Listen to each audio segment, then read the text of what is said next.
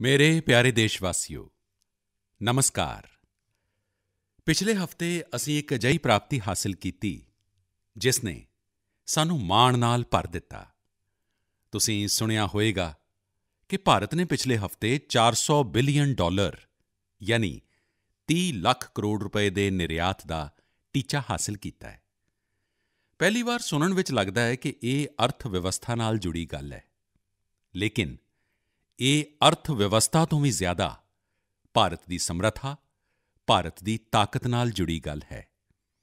ਇੱਕ ਵੇਲੇ ਭਾਰਤ ਤੋਂ ਨਿਰਯਾਤ ਦਾ ਅੰਕੜਾ ਕਦੇ 100 ਬਿਲੀਅਨ, ਕਦੇ 150 ਬਿਲੀਅਨ, ਕਦੇ 200 ਬਿਲੀਅਨ ਤੱਕ ਹੋਇਆ ਕਰਦਾ ਸੀ, ਪਰ ਅੱਜ ਭਾਰਤ $400 ਬਿਲੀਅਨ ਤੱਕ ਪਹੁੰਚ ਗਿਆ ਹੈ। ਇਸ ਦਾ ਮਤਲਬ ਇਹ ਹੈ ਕਿ ਦੁਨੀਆ ਭਰ ਵਿੱਚ ਭਾਰਤ ਵਿੱਚ ਬਣੀਆਂ ਚੀਜ਼ਾਂ ਦੀ ਮੰਗ ਵਧ ਰਹੀ ਹੈ। ਦੂਸਰਾ ਮਤਲਬ ਇਹ ਕਿ ਭਾਰਤ ਦੀ ਸਪਲਾਈ ਚੇਨ ਦਿਨੋਂ-ਦਿਨ ਹੋਰ ਮਜ਼ਬੂਤ ਹੋ ਰਹੀ ਹੈ ਅਤੇ ਇਸ ਦਾ ਇੱਕ ਬਹੁਤ ਵੱਡਾ ਸੰਦੇਸ਼ ਵੀ ਹੈ। ਦੇਸ਼ ਵਿਸ਼ਾਲ ਕਦਮ ਉਦੋਂ ਚੁੱਕਦਾ ਹੈ ਜਦੋਂ ਸੁਪਨਿਆਂ ਤੋਂ ਵੱਡੇ ਸੰਕਲਪ ਹੁੰਦੇ ਨੇ, ਜਦੋਂ ਸੰਕਲਪਾਂ ਦੇ ਲਈ ਦਿਨ-ਰਾਤ ਇਮਾਨਦਾਰੀ ਨਾਲ ਕੋਸ਼ਿਸ਼ ਹੁੰਦੀ ਹੈ ਤਾਂ ਉਹ ਸੰਕਲਪ ਸਿੱਧ ਵੀ ਹੁੰਦੇ ਨੇ। ਅਤੇ ਤੁਸੀਂ ਵੇਖੋ, ਕਿਸੇ ਵਿਅਕਤੀ ਦੇ ਜੀਵਨ ਵਿੱਚ ਵੀ ਤਾਂ ਅਜਿਹਾ ਹੀ ਹੁੰਦਾ ਹੈ। ਜਦੋਂ ਕਿਸੇ ਦੇ ਸੰਕਲਪ, ਉਸ ਦੇ ਯਤਨ, ਉਸ ਦੇ ਸੁਪਨਿਆਂ ਤੋਂ ਵੀ ਵੱਡੇ ਹੋ ਜਾਂਦੇ ਨੇ ਤਾਂ ਸਫਲਤਾ ਉਹਦੇ ਕੋਲ ਖੁਦ ਚੱਲ ਕੇ ਆਉਂਦੀ ਹੈ। ਸਾਥੀਓ, ਦੇਸ਼ ਦੇ ਕੋਨੇ-ਕੋਨੇ ਤੋਂ ਨਵੇਂ-ਨਵੇਂ ਉਤਪਾਦ ਜਦੋਂ ਵਿਦੇਸ਼ ਜਾ ਰਹੇ ਨੇ, ਅਸਮ ਦੇ ਹੈਲਾਕਾਂਡੀ ਦੇ ਚਮੜੇ ਦੇ ਉਤਪਾਦ, ਲੈਦਰ ਪ੍ਰੋਡਕਟ ਹੋਣ ਜਾਂ ਉਸਮਾਨਾਬਾਦ ਦੇ ਹੈਂਡਲੂਮ ਉਤਪਾਦ, ਬੀਜਾਪੁਰ ਦੀਆਂ ਫਲ ਸਬਜ਼ੀਆਂ ਹੋਣ ਜਾਂ ਚੰਦੋਲੀ ਦਾ ਕਾਲਾ ਚਾਵਲ, ਸਭ ਦਾ ਨਿਰਯਾਤ ਵਧ ਰਿਹਾ ਹੈ। ਹੁਣ ਤੁਹਾਨੂੰ ਲੱਦਾਖ ਦੀ ਵਿਸ਼ਵ ਪ੍ਰਸਿੱਧ ਐਪਰੀਕੌਟ ਦੁਬਈ ਵਿੱਚ ਵੀ ਮਿਲੇਗੀ ਅਤੇ ਸਾਊਦੀ ਅਰਬ ਵਿੱਚ ਤਮਿਲਨਾਡੂ ਤੋਂ ਭੇਜੇ ਗਏ ਕੇਲੇ ਮਿਲਣਗੇ। ਹੁਣ ਸਭ ਤੋਂ ਵੱਡੀ ਗੱਲ ਇਹ ਹੈ ਕਿ ਨਵੇਂ-ਨਵੇਂ ਉਤਪਾਦ ਨਵੇਂ-ਨਵੇਂ ਦੇਸ਼ਾਂ ਨੂੰ ਭੇਜੇ ਜਾ ਰਹੇ ਨੇ, ਜਿਵੇਂ ਹਿਮਾਚਲ, ਉੱਤਰਾਖੰਡ ਵਿੱਚ ਪੈਦਾ ਹੋਇਆ ਬਾਜਰਾ, ਮੋਟੇ ਅਨਾਜ ਦੀ ਪਹਿਲੀ ਖੇਪ ਡੈਨਮਾਰਕ ਨੂੰ ਨਿਰਯਾਤ ਕੀਤੀ ਗਈ। ਆਂਧਰਾ ਪ੍ਰਦੇਸ਼ ਦੇ ਕ੍ਰਿਸ਼ਨਾ ਅਤੇ ਚਿੱਤੂਰ ਜ਼ਿਲ੍ਹੇ ਦੇ ਬੰਗਨਪੱਲੀ ਅਤੇ ਸਵਰਨ ਰੇਖਾ ਅੰਬ ਦੱਖਣ ਕੋਰੀਆ ਨੂੰ ਨਿਰਯਾਤ ਕੀਤੇ ਗਏ। ਤ੍ਰਿਪੁਰਾ ਤੋਂ ਤਾਜ਼ਾ ਕਟਹਲ ਹਵਾਈ ਰਸਤੇ ਰਾਹੀਂ ਲੰਡਨ ਨਿਰਯਾਤ ਕੀਤੇ ਗਏ ਅਤੇ ਹੋਰ ਪਹਿਲੀ ਵਾਰ ਨਾਗਾਲੈਂਡ ਦੀ ਰਾਜਾ ਮਿਰਚ ਨੂੰ ਲੰਡਨ ਭੇਜਿਆ ਗਿਆ। ਇਸੇ ਤਰ੍ਹਾਂ ਭਾਲੀਆ ਕਣਕ ਦੀ ਪਹਿਲੀ ਖੇਪ ਗੁਜਰਾਤ ਤੋਂ ਕੀਨੀਆ ਅਤੇ ਸ਼੍ਰੀਲੰਕਾ ਨਿਰਯਾਤ ਕੀਤੀ ਗਈ। ਯਾਨੀ ਹੁਣ ਤੁਸੀਂ ਦੂਸਰੇ ਦੇਸ਼ਾਂ ਵਿੱਚ ਜਾਓਗੇ ਅਤੇ ਭਾਰਤ ਵਿੱਚ ਬਣੇ ਉਤਪਾਦ ਪਹਿਲਾਂ ਦੀ ਤੁਲਨਾ ਵਿੱਚ ਕਿਤੇ ਜ਼ਿਆਦਾ ਨਜ਼ਰ ਆਉਣਗੇ। ਸਾਥੀਓ, ਇਹ ਸੂਚੀ ਬਹੁਤ ਲੰਬੀ ਹੈ ਅਤੇ ਜਿੰਨੀ ਲੰਬੀ ਇਹ ਸੂਚੀ ਹੈ, ਓਨੀ ਹੀ ਵੱਡੀ ਮੇਕ ਇਨ ਇੰਡੀਆ ਦੀ ਤਾਕਤ ਹੈ, ਓਨੀ ਹੀ ਵਿਸ਼ਾਲ ਭਾਰਤ ਦੀ ਸਮਰੱਥਾ ਹੈ। ਅਤੇ ਸਮਰੱਥਾ ਦਾ ਆਧਾਰ ਹੈ ਸਾਡੇ ਕਿਸਾਨ, ਸਾਡੇ ਕਾਰੀਗਰ, ਸਾਡੇ ਬੁਨਕਰ, ਸਾਡੇ ਇੰਜੀਨੀਅਰ, ਸਾਡੇ ਲਘੂ ਉੱਦਮੀ, ਸਾਡਾ MSME ਸੈਕਟਰ, ਢੇਰ ਸਾਰੇ ਵੱਖ-ਵੱਖ ਪ੍ਰੋਫੈਸ਼ਨ ਦੇ ਲੋਕ। ਇਹ ਸਭ ਇਸ ਦੀ ਸੱਚੀ ਤਾਕਤ ਨੇ। ਇਨ੍ਹਾਂ ਦੀ ਮਿਹਨਤ ਨਾਲ ਹੀ $400 ਬਿਲੀਅਨ ਦੇ ਨਿਰਯਾਤ ਦਾ ਟੀਚਾ ਪ੍ਰਾਪਤ ਹੋ ਸਕਿਆ ਹੈ ਅਤੇ ਮੈਨੂੰ ਖੁਸ਼ੀ ਹੈ ਕਿ ਭਾਰਤ ਦੇ ਲੋਕਾਂ ਦੀ ਇਹ ਸਮਰੱਥਾ ਹੁਣ ਦੁਨੀਆ ਦੇ ਕੋਨੇ-ਕੋਨੇ ਵਿੱਚ ਨਵੇਂ ਬਾਜ਼ਾਰਾਂ ਵਿੱਚ ਪਹੁੰਚ ਰਹੀ ਹੈ। ਜਦੋਂ ਇੱਕ ਭਾਰਤ ਵਾਸੀ ਲੋਕਲ ਦੇ ਲਈ ਵੋਕਲ ਹੁੰਦਾ ਹੈ ਤਾਂ ਲੋਕਲ ਨੂੰ ਗਲੋਬਲ ਹੁੰਦੇ ਦੇਰ ਨਹੀਂ ਲੱਗਦੀ। ਆਓ ਲੋਕਲ ਨੂੰ ਗਲੋਬਲ ਬਣਾਈਏ ਅਤੇ ਸਾਡੇ ਉਤਪਾਦਾਂ ਦੀ ਸ਼ਾਖ ਨੂੰ ਹੋਰ ਵਧਾਈਏ। ਸਾਥੀਓ, ਮਨ ਕੀ ਬਾਤ ਦੇ ਸਰੋਤਿਆਂ ਨੂੰ ਇਹ ਜਾਣ ਕੇ ਚੰਗਾ ਲੱਗੇਗਾ ਕਿ ਘਰੇਲੂ ਪੱਧਰ 'ਤੇ ਵੀ ਸਾਡੇ ਲਘੂ ਉੱਦਮੀਆਂ ਦੀ ਸਫਲਤਾ ਮਾਣ ਨਾਲ ਭਰਨ ਵਾਲੀ ਹੈ। ਅੱਜ ਸਾਡੇ ਲਘੂ ਉੱਦਮੀ ਸਰਕਾਰੀ ਖਰੀਦ ਵਿੱਚ ਗਵਰਨਮੈਂਟ ਮਾਰਕੀਟ ਪਲੇਸ ਯਾਨੀ GeM ਦੇ ਮਾਧਿਅਮ ਨਾਲ ਵੱਡੀ ਭਾਗੀਦਾਰੀ ਨਿਭਾ ਰਹੇ ਨੇ। ਟੈਕਨੋਲੋਜੀ ਦੇ ਮਾਧਿਅਮ ਨਾਲ ਬਹੁਤ ਹੀ ਪਾਰਦਰਸ਼ੀ ਵਿਵਸਥਾ ਵਿਕਸਿਤ ਕੀਤੀ ਗਈ ਹੈ। ਪਿਛਲੇ 1 ਸਾਲ ਵਿੱਚ GeM ਪੋਰਟਲ ਦੇ ਜ਼ਰੀਏ ਸਰਕਾਰ ਨੇ 1 ਲੱਖ ਕਰੋੜ ਰੁਪਏ ਤੋਂ ਜ਼ਿਆਦਾ ਦੀਆਂ ਚੀਜ਼ਾਂ ਖਰੀਦੀਆਂ ਨੇ। ਦੇਸ਼ ਦੇ ਕੋਨੇ-ਕੋਨੇ ਤੋਂ ਲਗਭਗ 1.25 ਲੱਖ ਲਘੂ ਉੱਦਮੀਆਂ, ਛੋਟੇ ਦੁਕਾਨਦਾਰਾਂ ਨੇ ਆਪਣਾ ਸਮਾਨ ਸਰਕਾਰ ਨੂੰ ਸਿੱਧਾ ਵੇਚਿਆ ਹੈ। ਇੱਕ ਜ਼ਮਾਨਾ ਸੀ ਜਦੋਂ ਵੱਡੀਆਂ ਕੰਪਨੀਆਂ ਹੀ ਸਰਕਾਰ ਨੂੰ ਸਮਾਨ ਵੇਚ ਪਾਉਂਦੀਆਂ ਸਨ, ਲੇਕਿਨ ਹੁਣ ਦੇਸ਼ ਬਦਲ ਰਿਹਾ ਹੈ। ਪੁਰਾਣੀਆਂ ਵਿਵਸਥਾਵਾਂ ਵੀ ਬਦਲ ਰਹੀਆਂ ਨੇ। ਹੁਣ ਛੋਟੇ ਤੋਂ ਛੋਟਾ ਦੁਕਾਨਦਾਰ ਵੀ GeM ਪੋਰਟਲ ਤੇ ਸਰਕਾਰ ਨੂੰ ਆਪਣਾ ਸਮਾਨ ਵੇਚ ਸਕਦਾ ਹੈ। ਇਹੀ ਤਾਂ ਨਵਾਂ ਭਾਰਤ ਹੈ। ਇਹ ਨਾ ਸਿਰਫ ਵੱਡੇ ਸੁਪਨੇ ਵੇਖਦਾ ਹੈ, ਬਲਕਿ ਉਸ ਟੀਚੇ ਤੱਕ ਪਹੁੰਚਣ ਦਾ ਹੌਸਲਾ ਵੀ ਵਿਖਾਉਂਦਾ ਹੈ, ਜਿੱਥੇ ਪਹਿਲਾਂ ਕੋਈ ਨਹੀਂ ਪਹੁੰਚਿਆ। ਇਸੇ ਹੌਸਲੇ ਦੇ ਦਮ 'ਤੇ ਅਸੀਂ ਸਾਰੇ ਭਾਰਤੀ ਮਿਲ ਕੇ ਆਤਮ ਨਿਰਭਰ ਭਾਰਤ ਦਾ ਸੁਪਨਾ ਜ਼ਰੂਰ ਪੂਰਾ ਕਰਾਂਗੇ। ਮੇਰੇ ਪਿਆਰੇ ਦੇਸ਼ਵਾਸੀਓ, ਹੁਣੇ ਜਿਹੇ ਹੀ ਹੋਏ ਪਦਮ ਸਨਮਾਨ ਸਮਾਰੋਹ ਵਿੱਚ ਤੁਸੀਂ ਬਾਬਾ ਸ਼ਿਵਾਨੰਦ ਜੀ ਨੂੰ ਜ਼ਰੂਰ ਵੇਖਿਆ ਹੋਵੇਗਾ।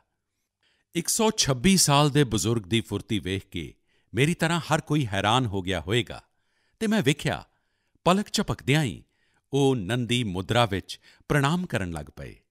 ਮੈਂ ਵੀ ਬਾਬਾ ਸ਼ਿਵਾਨੰਦ ਜੀ ਨੂੰ ਝੁਕ ਕੇ ਵਾਰ-ਵਾਰ ਪ੍ਰਣਾਮ ਕੀਤਾ। 126 ਸਾਲ ਦੀ ਉਮਰ ਅਤੇ ਬਾਬਾ ਸ਼ਿਵਾਨੰਦ ਜੀ ਦੀ ਸਿਹਤ ਦੋਵੇਂ ਅੱਜ ਦੇਸ਼ ਵਿੱਚ ਚਰਚਾ ਦਾ ਵਿਸ਼ਾ ਨੇ। ਮੈਂ ਸੋਸ਼ਲ ਮੀਡੀਆ 'ਤੇ ਕਈ ਲੋਕਾਂ ਦਾ ਕਮੈਂਟ ਵੇਖਿਆ ਕਿ ਬਾਬਾ ਸ਼ਿਵਾਨੰਦ ਆਪਣੀ ਉਮਰ ਤੋਂ 4 ਗੁਣਾ ਘੱਟ ਉਮਰ ਤੋਂ ਵੀ ਜ਼ਿਆਦਾ ਫਿੱਟ ਨੇ। ਵਾਕਿਆ ਹੀ ਬਾਬਾ ਸ਼ਿਵਾਨੰਦ ਜੀ ਦਾ ਜੀਵਨ ਸਾਨੂੰ ਸਾਰਿਆਂ ਨੂੰ ਪ੍ਰੇਰਿਤ ਕਰਨ ਵਾਲਾ ਹੈ। ਮੈਂ ਉਨ੍ਹਾਂ ਦੀ ਲੰਮੀ ਉਮਰ ਦੀ ਕਾਮਨਾ ਕਰਦਾ ਹਾਂ। ਉਨ੍ਹਾਂ ਵਿੱਚ ਯੋਗ ਦੇ ਪ੍ਰਤੀ ਇੱਕ ਉਮੰਗ ਹੈ ਅਤੇ ਉਹ ਬਹੁਤ ਸਵਸਥ ਜੀਵਨ ਸ਼ੈਲੀ ਜਿਊਂਦੇ ਨੇ। ਜੀਵੇਮ ਸ਼ਰਦ ਸ਼ਤਮ। ਸਾਡੀ ਸੰਸਕ੍ਰਿਤੀ ਵਿੱਚ ਸਭ ਨੂੰ 100 ਸਾਲ ਦੇ ਤੰਦਰੁਸਤ ਜੀਵਨ ਦੀਆਂ ਸ਼ੁਭ ਕਾਮਨਾਵਾਂ ਦਿੱਤੀਆਂ ਜਾਂਦੀਆਂ ਨੇ। ਅਸੀਂ 7 ਅਪ੍ਰੈਲ ਨੂੰ ਵਿਸ਼ਵ ਸਵਸਥ ਦਿਵਸ ਮਨਾਵਾਂਗੇ। ਅੱਜ ਪੂਰੇ ਵਿਸ਼ਵ ਵਿੱਚ ਸਿਹਤ ਨੂੰ ਲੈ ਕੇ ਭਾਰਤੀ ਚਿੰਤਨ, ਭਾਵੇਂ ਉਹ ਯੋਗ ਹੋਵੇ ਜਾਂ ਆਯੁਰਵੇਦ, ਇਸ ਪ੍ਰਤੀ ਰੁਝਾਨ ਵੱਧਦਾ ਜਾ ਰਿਹਾ ਹੈ। ਹੁਣ ਤੁਸੀਂ ਵੇਖਿਆ ਹੋਵੇਗਾ ਕਿ ਪਿਛਲੇ ਹੀ ਹਫ਼ਤੇ ਕਤਰ ਵਿੱਚ ਇੱਕ ਯੋਗ ਪ੍ਰੋਗਰਾਮ ਦਾ ਆਯੋਜਨ ਕੀਤਾ ਗਿਆ। ਇਸ ਵਿੱਚ 114 ਦੇਸ਼ਾਂ ਦੇ ਨਾਗਰਿਕਾਂ ਨੇ ਹਿੱਸਾ ਲੈ ਕੇ ਇੱਕ ਨਵਾਂ ਵਿਸ਼ਵ ਰਿਕਾਰਡ ਬਣਾ ਦਿੱਤਾ। ਇਸੇ ਤਰ੍ਹਾਂ ਨਾਲ ਆਯੁਸ਼ ਇੰਡਸਟਰੀ ਦਾ ਬਾਜ਼ਾਰ ਵੀ ਲਗਾਤਾਰ ਵੱਡਾ ਹੋ ਰਿਹਾ ਹੈ। 6 ਸਾਲ ਪਹਿਲਾਂ ਆਯੁਰਵੇਦ ਨਾਲ ਜੁੜੀਆਂ ਦਵਾਈਆਂ ਦਾ ਬਾਜ਼ਾਰ 22,000 ਕਰੋੜ ਰੁਪਏ ਦੇ ਆਸ-ਪਾਸ ਸੀ। ਅੱਜ ਆਯੁਸ਼ ਮੈਨੂਫੈਕਚਰਿੰਗ ਇੰਡਸਟਰੀ 1,40,000 ਕਰੋੜ ਰੁਪਏ ਦੇ ਆਸ-ਪਾਸ ਪਹੁੰਚ ਚੁੱਕੀ ਹੈ। ਯਾਨੀ ਇਸ ਖੇਤਰ ਵਿੱਚ ਸੰਭਾਵਨਾਵਾਂ ਲਗਾਤਾਰ ਵਧ ਰਹੀਆਂ ਨੇ। ਸਟਾਰਟਅਪ ਵਰਲਡ ਵਿੱਚ ਵੀ ਆਯੁਸ਼ ਆਕਰਸ਼ਣ ਦਾ ਵਿਸ਼ਾ ਬਣਦਾ ਜਾ ਰਿਹਾ ਹੈ। ਸਾਥੀਓ, ਸਿਹਤ ਦੇ ਖੇਤਰ ਦੇ ਦੂਸਰੇ ਸਟਾਰਟਅਪਸ ਬਾਰੇ ਤਾਂ ਮੈਂ ਪਹਿਲਾਂ ਵੀ ਕਈ ਵਾਰ ਗੱਲ ਕਰ ਚੁੱਕਾ, ਲੇਕਿਨ ਇਸ ਵਾਰ ਆਯੁਸ਼ ਸਟਾਰਟਅਪਸ 'ਤੇ ਤੁਹਾਡੇ ਨਾਲ ਵਿਸ਼ੇਸ਼ ਤੌਰ 'ਤੇ ਗੱਲ ਕਰਾਂਗਾ। ਇੱਕ ਸਟਾਰਟਅਪ ਹੈ ਕਪਿਵਾ। ਇਸ ਦੇ ਨਾਂ ਵਿੱਚ ਹੀ ਇਸ ਦਾ ਮਤਲਬ ਛੁਪਿਆ ਹੈ। ਇਸ ਵਿੱਚ KA ਦਾ ਮਤਲਬ ਹੈ ਕਫ, PI ਦਾ ਮਤਲਬ ਹੈ ਪਿੱਤ ਅਤੇ VA ਦਾ ਮਤਲਬ ਹੈ ਵਾਤ। ਇਹ ਸਟਾਰਟਅਪ ਸਾਡੀਆਂ ਰਿਵਾਇਤਾਂ ਦੇ ਮੁਤਾਬਿਕ ਖਾਣ-ਪੀਣ ਦੀਆਂ ਸਿਹਤਮੰਦ ਆਦਤਾਂ 'ਤੇ ਆਧਾਰਿਤ ਹੈ। ਇੱਕ ਹੋਰ ਸਟਾਰਟਅਪ ਨਿਰੋਗ ਸਟਰੀਟ ਵੀ ਹੈ। ਆਯੁਰਵੇਦ ਹੈਲਥ ਕੇਅਰ ਈਕੋਸਿਸਟਮ ਵਿੱਚ ਇੱਕ ਅਨੋਖੀ ਧਾਰਨਾ ਹੈ। ਇਸ ਦਾ ਟੈਕਨੋਲੋਜੀ 'ਤੇ ਆਧਾਰਿਤ ਪਲੇਟਫਾਰਮ ਦੁਨੀਆ ਭਰ ਦੇ ਆਯੁਰਵੈਦਿਕ ਡਾਕਟਰਾਂ ਨੂੰ ਸਿੱਧੇ ਲੋਕਾਂ ਨਾਲ ਜੋੜਦਾ ਹੈ। 50,000 ਤੋਂ ਜ਼ਿਆਦਾ ਪ੍ਰੈਕਟੀਸ਼ਨਰ ਇਸ ਨਾਲ ਜੁੜੇ ਹੋਏ ਨੇ। ਇਸੇ ਤਰ੍ਹਾਂ ਆਤਰੇय ਇਨੋਵੇਸ਼ਨ ਇੱਕ ਹੈਲਥ ਕੇਅਰ ਟੈਕਨੋਲੋਜੀ ਸਟਾਰਟਅਪ ਹੈ ਜੋ ਸੰਪੂਰਨ ਅਰੋਗਤਾ ਦੇ ਖੇਤਰ ਵਿੱਚ ਕੰਮ ਕਰ ਰਿਹਾ ਹੈ। ਇਗਜ਼ੋਰੀਅਲ ਨੇ ਨਾ ਸਿਰਫ ਅਸ਼ਵਗੰਧਾ ਦੇ ਉਪਯੋਗ ਨੂੰ ਲੈ ਕੇ ਜਾਗਰੂਕਤਾ ਫੈਲਾਈ ਹੈ, ਬਲਕਿ ਟੌਪ ਕੁਆਲਿਟੀ ਪ੍ਰੋਡਕਸ਼ਨ ਪ੍ਰੋਸੈਸ 'ਤੇ ਵੀ ਵੱਡੀ ਮਾਤਰਾ ਵਿੱਚ ਨਿਵੇਸ਼ ਕੀਤਾ ਹੈ। ਆਯੁਰਵੇਦਾ ਨੇ ਜੜੀ-ਬੂਟੀਆਂ ਦੀ ਆਧੁਨਿਕ ਖੋਜ ਅਤੇ ਰਵਾਇਤੀ ਗਿਆਨ ਦੇ ਸੰਗਮ ਨਾਲ ਸੰਪੂਰਨ ਜੀਵਨ ਦੇ ਲਈ ਡਾਇਟਰੀ ਸਪਲੀਮੈਂਟ ਦਾ ਨਿਰਮਾਣ ਕੀਤਾ ਹੈ। ਸਾਥੀਓ, ਅਜੇ ਤਾਂ ਮੈਂ ਕੁਝ ਹੀ ਨਾਂ ਗਿਣਾਏ ਨੇ। ਇਹ ਸੂਚੀ ਬੜੀ ਲੰਮੀ ਹੈ। ਇਹ ਭਾਰਤ ਦੇ ਨੌਜਵਾਨ ਉੱਦਮੀਆਂ ਅਤੇ ਭਾਰਤ ਵਿੱਚ ਬਣ ਰਹੀਆਂ ਨਵੀਆਂ ਸੰਭਾਵਨਾਵਾਂ ਦਾ ਪ੍ਰਤੀਕ ਹੈ। ਮੇਰਾ ਸਿਹਤ ਦੇ ਖੇਤਰ ਦੇ ਸਟਾਰਟਅਪਸ ਅਤੇ ਖਾਸ ਕਰਕੇ ਆਯੁਸ਼ ਸਟਾਰਟਅਪਸ ਨੂੰ ਇੱਕ ਅਨੁਰੋਧ ਵੀ ਹੈ। ਤੁਸੀਂ ਔਨਲਾਈਨ ਜੋ ਵੀ ਪੋਰਟਲ ਬਣਾਉਂਦੇ ਹੋ, ਜੋ ਵੀ ਸਮੱਗਰੀ ਤਿਆਰ ਕਰਦੇ ਹੋ, ਉਹ ਸੰਯੁਕਤ ਰਾਸ਼ਟਰ ਦੁਆਰਾ ਮਾਨਤਾ ਪ੍ਰਾਪਤ ਸਾਰੀਆਂ ਭਾਸ਼ਾਵਾਂ ਵਿੱਚ ਵੀ ਦੱਸਣ ਦੀ ਕੋਸ਼ਿਸ਼ ਕਰੋ। ਦੁਨੀਆ ਵਿੱਚ ਬਹੁਤ ਸਾਰੇ ਅਜਿਹੇ ਦੇਸ਼ ਨੇ ਜਿੱਥੇ ਅੰਗਰੇਜ਼ੀ ਨਾ ਹੀ ਬੋਲੀ ਜਾਂਦੀ ਹੈ ਅਤੇ ਨਾ ਹੀ ਇੰਨੀ ਸਮਝੀ ਜਾਂਦੀ ਹੈ। ਅਜਿਹੇ ਦੇਸ਼ਾਂ ਨੂੰ ਵੀ ਧਿਆਨ ਵਿੱਚ ਰੱਖ ਕੇ ਆਪਣੀ ਜਾਣਕਾਰੀ ਦਾ ਪ੍ਰਚਾਰ ਪ੍ਰਸਾਰ ਕਰੋ। ਮੈਨੂੰ ਵਿਸ਼ਵਾਸ ਹੈ ਕਿ ਭਾਰਤ ਦੇ ਆਯੁਸ਼ ਸਟਾਰਟਅਪਸ ਬਿਹਤਰ ਗੁਣਵੱਤਾ ਦੇ ਉਤਪਾਦਾਂ ਦੇ ਨਾਲ ਜਲਦੀ ਹੀ ਦੁਨੀਆ ਭਰ ਵਿੱਚ ਛਾ ਜਾਣਗੇ। ਸਾਥੀਓ, ਸਿਹਤ ਦਾ ਸਿੱਧਾ ਸੰਬੰਧ ਸਵੱਛਤਾ ਨਾਲ ਵੀ ਜੁੜਿਆ ਹੈ। ਮਨ ਕੀ ਬਾਤ ਵਿੱਚ ਅਸੀਂ ਹਮੇਸ਼ਾ ਸਵੱਛਤਾ 'ਤੇ ਜ਼ੋਰ ਦੇਣ ਵਾਲਿਆਂ ਦੇ ਯਤਨਾਂ ਬਾਰੇ ਜ਼ਰੂਰ ਦੱਸਦੇ ਹਾਂ। ਅਜਿਹੇ ਹੀ ਇੱਕ ਸਵੱਛਤਾਵਾਦੀ ਨੇ ਚੰਦਰ ਕਿਸ਼ੋਰ ਪਾਟਿਲ ਜੀ। ਇਹ ਮਹਾਰਾਸ਼ਟਰ ਦੇ ਨਾਸਿਕ ਵਿੱਚ ਰਹਿੰਦੇ ਨੇ। ਚੰਦਰ ਕਿਸ਼ੋਰ ਜੀ ਦਾ ਸਵੱਛਤਾ ਬਾਰੇ ਸੰਕਲਪ ਬਹੁਤ ਡੂੰਘਾ ਹੈ। ਉਹ ਗੋਦਾਵਰੀ ਨਦੀ ਦੇ ਕੋਲ ਖੜ੍ਹੇ ਰਹਿੰਦੇ ਨੇ ਅਤੇ ਲੋਕਾਂ ਨੂੰ ਲਗਾਤਾਰ ਨਦੀ ਵਿੱਚ ਕੂੜਾ ਕਰਕਟ ਨਾ ਸੁੱਟਣ ਲਈ ਪ੍ਰੇਰਿਤ ਕਰਦੇ ਨੇ। ਉਨ੍ਹਾਂ ਨੂੰ ਕੋਈ ਅਜਿਹਾ ਕਰਦਾ ਦਿਸਦਾ ਹੈ ਤਾਂ ਤੁਰੰਤ ਉਸ ਨੂੰ ਮਨ੍ਹਾ ਕਰਦੇ ਨੇ। ਇਸ ਕੰਮ ਵਿੱਚ ਚੰਦਰ ਕਿਸ਼ੋਰ ਜੀ ਆਪਣਾ ਕਾਫੀ ਸਮਾਂ ਖਰਚ ਕਰਦੇ ਨੇ। ਸ਼ਾਮ ਤੱਕ ਉਨ੍ਹਾਂ ਦੇ ਕੋਲ ਅਜਿਹੀਆਂ ਚੀਜ਼ਾਂ ਦਾ ਢੇਰ ਲੱਗ ਜਾਂਦਾ ਹੈ ਜੋ ਲੋਕ ਨਦੀ ਵਿੱਚ ਸੁੱਟਣ ਦੇ ਲਈ ਲਿਆਏ ਹੁੰਦੇ ਨੇ। ਚੰਦਰ ਕਿਸ਼ੋਰ ਜੀ ਦਾ ਇਹ ਯਤਨ ਜਾਗਰੂਕਤਾ ਵੀ ਵਧਾਉਂਦਾ ਹੈ ਅਤੇ ਪ੍ਰੇਰਣਾ ਵੀ ਦਿੰਦਾ ਹੈ। ਅਜਿਹੇ ਹੀ ਇੱਕ ਹੋਰ ਸਵੱਛਤਾਵਾਦੀ ਨੇ ਉੜੀਸਾ ਵਿੱਚ ਪੁਰੀ ਦੇ ਰਾਹੁਲ ਮਹਾਰਾਣਾ। ਰਾਹੁਲ ਹਰ ਐਤਵਾਰ ਨੂੰ ਸਵੇਰੇ-ਸਵੇਰੇ ਪੁਰੀ ਵਿੱਚ ਤੀਰਥ ਸਥਾਨਾਂ ਦੇ ਕੋਲ ਜਾਂਦੇ ਨੇ ਅਤੇ ਉੱਥੇ ਪਲਾਸਟਿਕ ਕਚਰਾ ਸਾਫ਼ ਕਰਦੇ ਨੇ। ਉਹ ਹੁਣ ਤੱਕ ਸੈਂਕੜੇ ਕਿਲੋ ਪਲਾਸਟਿਕ ਕਚਰਾ ਅਤੇ ਗੰਦਗੀ ਸਾਫ਼ ਕਰ ਚੁੱਕੇ ਨੇ। ਪੁਰੀ ਦੇ ਰਾਹੁਲ ਹੋਣ ਜਾਂ ਨਾਸਿਕ ਦੇ ਚੰਦਰ ਕਿਸ਼ੋਰ, ਇਹ ਸਾਨੂੰ ਸਾਰਿਆਂ ਨੂੰ ਬਹੁਤ ਕੁਝ ਸਿਖਾਉਂਦੇ ਨੇ। ਨਾਗਰਿਕ ਦੇ ਤੌਰ 'ਤੇ ਅਸੀਂ ਆਪਣੇ ਫਰਜ਼ਾਂ ਨੂੰ ਨਿਭਾਈਏ, ਭਾਵੇਂ ਸਵੱਛਤਾ ਹੋਵੇ, ਪੋਸ਼ਣ ਹੋਵੇ ਜਾਂ ਫਿਰ ਟੀਕਾਕਰਨ। ਇਨ੍ਹਾਂ ਸਾਰੇ ਯਤਨਾਂ ਨਾਲ ਹੀ ਤੰਦਰੁਸਤ ਰਹਿਣ ਵਿੱਚ ਮਦਦ ਮਿਲਦੀ ਹੈ। ਮੇਰੇ ਪਿਆਰੇ ਦੇਸ਼ਵਾਸੀਓ, ਆਓ ਗੱਲ ਕਰਦੇ ਹਾਂ ਕੇਰਲਾ ਦੇ ਮੁਪੱਟਮ ਸ਼੍ਰੀ ਨਾਰਾਇਣਨ ਜੀ ਦੀ। ਉਨ੍ਹਾਂ ਨੇ ਇੱਕ ਪ੍ਰੋਜੈਕਟ ਦੀ ਸ਼ੁਰੂਆਤ ਕੀਤੀ ਹੈ ਜਿਸ ਦਾ ਨਾਂ ਹੈ pots for water of life. ਤੁਸੀਂ ਹੁਣ ਇਸ ਪ੍ਰੋਜੈਕਟ ਦੇ ਬਾਰੇ ਜਾਣੋਗੇ ਅਤੇ ਸੋਚੋਗੇ ਕਿ ਕੀ ਕਮਾਲ ਦਾ ਕੰਮ ਹੈ। ਸਾਥੀਓ, ਸ਼੍ਰੀ ਮੁਪੱਟਮ ਸ਼੍ਰੀ ਨਾਰਾਇਣਨ ਜੀ ਗਰਮੀ ਦੇ ਦੌਰਾਨ ਪਸ਼ੂ ਪੰਛੀਆਂ ਨੂੰ ਪਾਣੀ ਦੀ ਦਿੱਕਤ ਨਾ ਹੋਵੇ, ਇਸ ਦੇ ਲਈ ਮਿੱਟੀ ਦੇ ਬਰਤਨ ਵੰਡਣ ਦੀ ਮੁਹਿੰਮ ਚਲਾ ਰਹੇ ਨੇ। ਗਰਮੀਆਂ ਵਿੱਚ ਉਹ ਪਸ਼ੂ ਪੰਛੀਆਂ ਦੀ ਇਸ ਪਰੇਸ਼ਾਨੀ ਨੂੰ ਵੇਖ ਕੇ ਖੁਦ ਵੀ ਪਰੇਸ਼ਾਨ ਹੋ ਉੱਠਦੇ ਨੇ।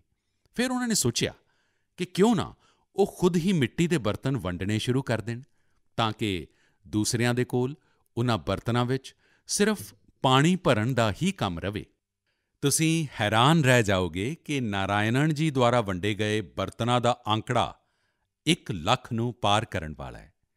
ਆਪਣੀ ਮੁਹਿੰਮ ਵਿੱਚ 1 ਲੱਖਵਾਂ ਬਰਤਨ ਉਹ ਗਾਂਧੀ ਜੀ ਦੁਆਰਾ ਸਥਾਪਿਤ ਸਾਬਰਮਤੀ ਆਸ਼ਰਮ ਵਿੱਚ ਦਾਨ ਕਰਨਗੇ। ਅੱਜ ਜਦੋਂ ਗਰਮੀ ਦੇ ਮੌਸਮ ਨੇ ਦਸਤਕ ਦੇ ਦਿੱਤੀ ਹੈ ਤਾਂ ਨਾਰਾਇਣਨ ਜੀ ਦਾ ਇਹ ਕੰਮ ਸਾਨੂੰ ਸਾਰਿਆਂ ਨੂੰ ਜ਼ਰੂਰ ਪ੍ਰੇਰਿਤ ਕਰੇਗਾ ਅਤੇ ਅਸੀਂ ਵੀ ਇਸ ਗਰਮੀ ਵਿੱਚ ਸਾਡੇ ਪਸ਼ੂ ਪੰਛੀ ਮਿੱਤਰਾਂ ਦੇ ਲਈ ਪਾਣੀ ਦੀ ਵਿਵਸਥਾ ਕਰਾਂਗੇ। ਸਾਥੀਓ, ਮੈਂ ਮਨ ਕੀ ਬਾਤ ਦੇ ਸਰੋਤਿਆਂ ਨੂੰ ਵੀ ਬੇਨਤੀ ਕਰਾਂਗਾ ਕਿ ਅਸੀਂ ਆਪਣੇ ਸੰਕਲਪਾਂ ਨੂੰ ਫਿਰ ਤੋਂ ਦੁਹਰਾਈਏ। ਪਾਣੀ ਦੀ ਇੱਕ-ਇੱਕ ਬੂੰਦ ਬਚਾਉਣ ਦੇ ਲਈ ਅਸੀਂ ਜੋ ਵੀ ਕੁਝ ਕਰ ਸਕਦੇ ਹਾਂ ਉਹ ਸਾਨੂੰ ਜ਼ਰੂਰ ਕਰਨਾ ਚਾਹੀਦਾ ਹੈ।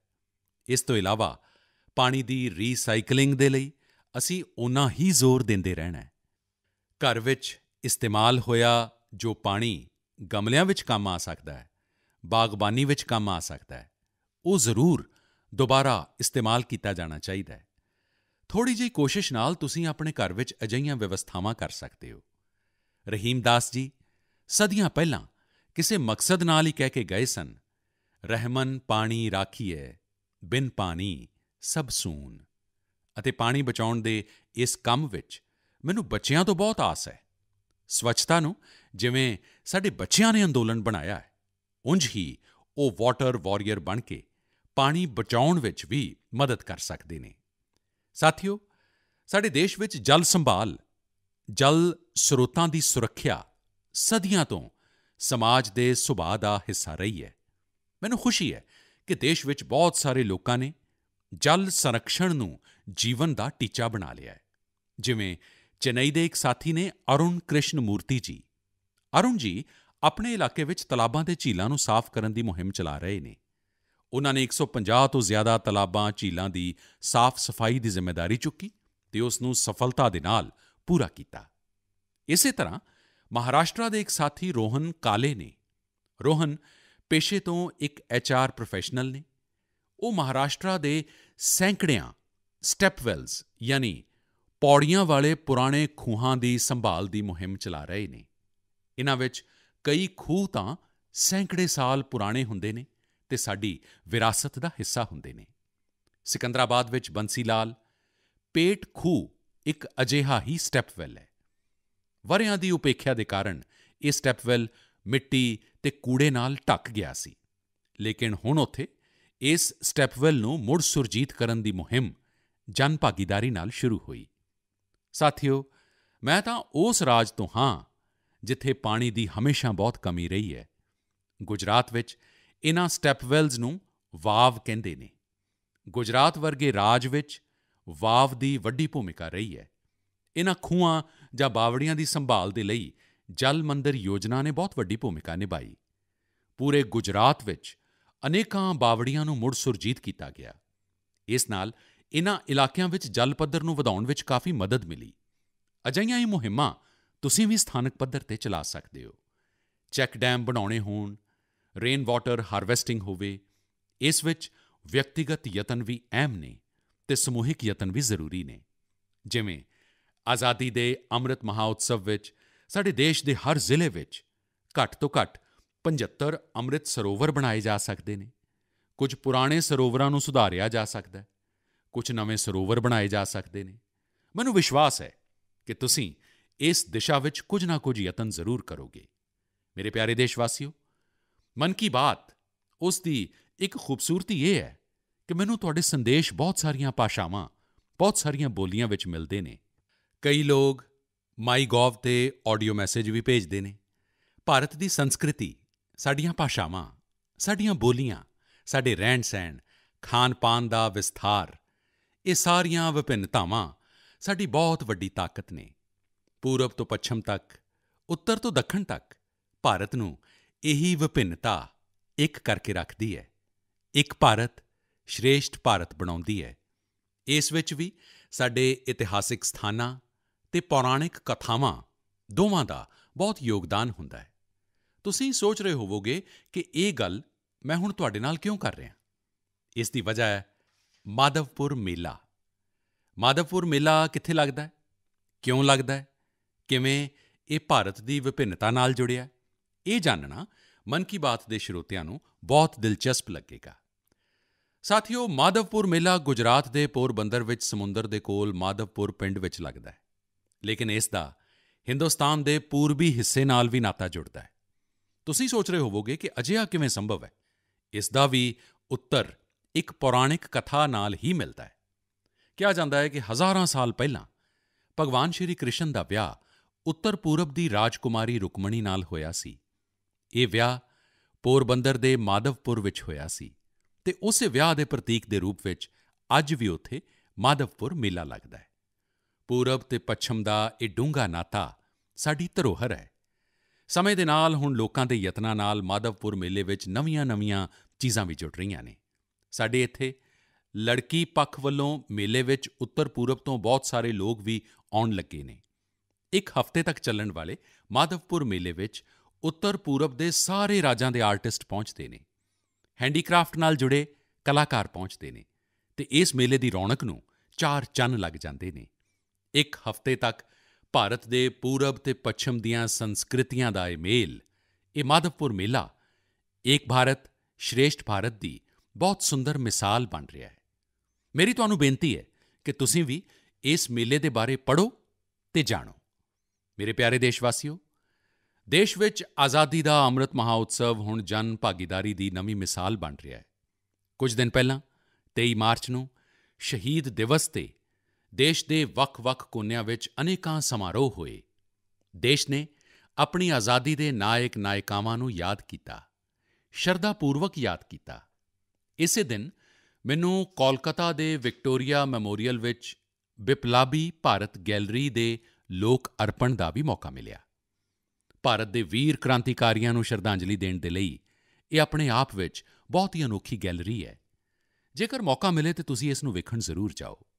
ਸਾਥੀਓ, ਅਪ੍ਰੈਲ ਦੇ ਮਹੀਨੇ ਵਿੱਚ ਅਸੀਂ ਦੋ ਮਹਾਨ ਸ਼ਖਸੀਅਤਾਂ ਦੀ ਜਯੰਤੀ ਵੀ ਮਨਾਵਾਂਗੇ। ਇਨ੍ਹਾਂ ਦੋਵਾਂ ਨੇ ਹੀ ਭਾਰਤੀ ਸਮਾਜ 'ਤੇ ਆਪਣਾ ਗਹਿਰਾ ਪ੍ਰਭਾਵ ਛੱਡਿਆ ਹੈ। ਇਹ ਮਹਾਨ ਸ਼ਖਸੀਅਤਾਂ ਨੇ ਮਹਾਤਮਾ ਫੂਲੇ ਅਤੇ ਬਾਬਾ ਸਾਹਿਬ ਅੰਬੇਡਕਰ।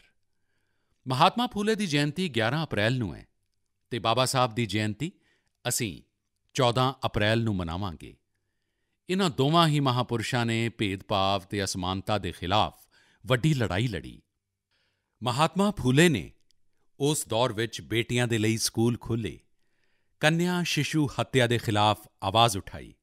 ਉਨ੍ਹਾਂ ਨੇ ਜਲ ਸੰਕਟ ਤੋਂ ਮੁਕਤੀ ਦਿਵਾਉਣ ਦੇ ਲਈ ਵੀ ਵੱਡੀਆਂ ਮੁਹਿੰਮਾਂ ਚਲਾਈਆਂ। ਸਾਥੀਓ, ਮਹਾਤਮਾ ਫੂਲੇ ਦੀ ਇਸ ਚਰਚਾ ਵਿੱਚ ਸਾਵਿਤਰੀ ਬਾਈ ਫੂਲੇ ਜੀ ਦਾ ਵੀ ਵਰਣਨ ਓਨਾ ਹੀ ਜ਼ਰੂਰੀ ਹੈ। ਸਾਵਿਤਰੀ ਬਾਈ ਫੂਲੇ ਨੇ ਕਈ ਸਮਾਜਿਕ ਸੰਸਥਾਵਾਂ ਦੇ ਨਿਰਮਾਣ ਵਿੱਚ ਵੱਡੀ ਭੂਮਿਕਾ ਨਿਭਾਈ।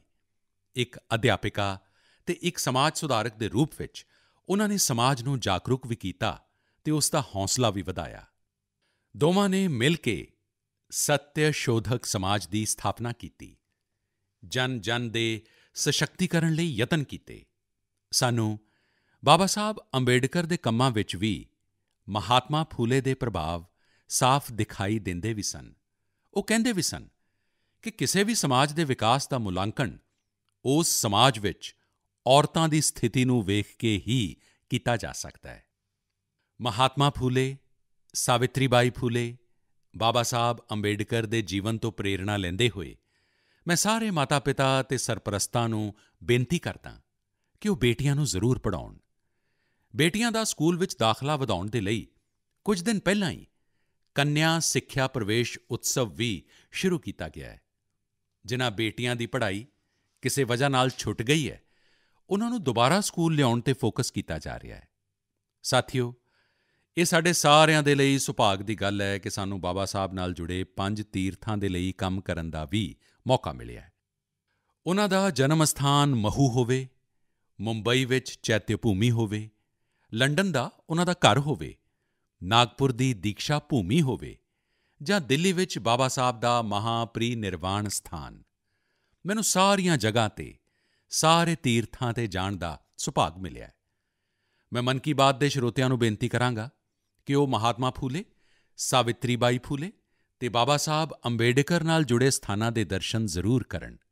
ਤੁਹਾਨੂੰ ਉੱਥੇ ਬਹੁਤ ਕੁਝ ਸਿੱਖਣ ਨੂੰ ਮਿਲੇਗਾ। ਮੇਰੇ ਪਿਆਰੇ ਦੇਸ਼ਵਾਸੀਓ, ਮਨ ਕੀ ਬਾਤ ਵਿੱਚ ਇਸ ਵਾਰ ਵੀ ਅਸੀਂ ਅਨੇਕਾਂ ਵਿਸ਼ਿਆਂ 'ਤੇ ਗੱਲ ਕੀਤੀ। ਅਗਲੇ ਮਹੀਨੇ ਬਹੁਤ ਸਾਰੇ ਪੁਰਬ ਤਿਉਹਾਰ ਆ ਰਹੇ ਨੇ। ਕੁਝ ਹੀ ਦਿਨਾਂ ਬਾਅਦ ਨਵਰਾਤਰੀ ਹੈ। ਨਵਰਾਤਰੀ ਵਿੱਚ ਅਸੀਂ ਵਰਤ ਉਪਵਾਸ, ਸ਼ਕਤੀ ਦੀ ਸਾਧਨਾ ਕਰਦੇ ਹਾਂ, ਸ਼ਕਤੀ ਦੀ ਪੂਜਾ ਕਰਦੇ ਹਾਂ। ਯਾਨੀ ਸਾਡੀਆਂ ਪਰੰਪਰਾਵਾਂ ਸਾਨੂੰ ਖੁਸ਼ੀ ਵੀ ਸਿਖਾਉਂਦੀਆਂ ਨੇ ਅਤੇ ਸੰਜਮ ਵੀ। ਸੰਜਮ ਅਤੇ ਤਪ ਵੀ ਸਾਡੇ ਲਈ ਪੁਰਬ ਹੀ ਹੈ। ਇਸ ਲਈ ਨਵਰਾਤਰੀ ਹਮੇਸ਼ਾ ਤੋਂ ਸਾਡੇ ਸਾਰਿਆਂ ਦੇ ਲਈ ਬਹੁਤ ਵਿਸ਼ੇਸ਼ ਰਹੀ ਹੈ। ਨਵਰਾਤਰੀ ਦੇ ਪਹਿਲੇ ਹੀ ਦਿਨ ਗੁੜੀ ਪੜਵਾ ਦਾ ਪੁਰਬ ਵੀ ਹੈ। ਅਪ੍ਰੈਲ ਵਿੱਚ ਹੀ ਈਸਟਰ ਵੀ ਆਉਂਦਾ ਹੈ ਅਤੇ ਰਮਜ਼ਾਨ ਦੇ ਪਵਿੱਤਰ ਦਿਨ ਵੀ ਸ਼ੁਰੂ ਹੋ ਰਹੇ ਨੇ। ਅਸੀਂ ਸਾਰਿਆਂ ਨੂੰ ਨਾਲ ਲੈ ਕੇ ਆਪਣੇ ਪੁਰਬ ਮਨਾਈਏ, ਭਾਰਤ ਦੀ ਵਿਭਿੰਨਤਾ ਨੂੰ ਤਾਕਤਵਰ ਬਣਾਈਏ। ਸਭ ਦੀ ਇਹੀ ਕਾਮਨਾ ਹੈ। ਇਸ ਵਾਰੀ ਮਨ ਕੀ ਬਾਤ ਵਿੱਚ ਇੰਨਾ ਹੀ। ਅਗਲੇ ਮਹੀਨੇ ਤੁਹਾਡੇ ਨਾਲ ਨਵੇਂ ਵਿਸ਼ਿਆਂ ਨਾਲ ਫਿਰ ਮੁਲਾਕਾਤ ਹੋਏਗੀ। ਬਹੁਤ-ਬਹੁਤ ਧੰਨਵਾਦ।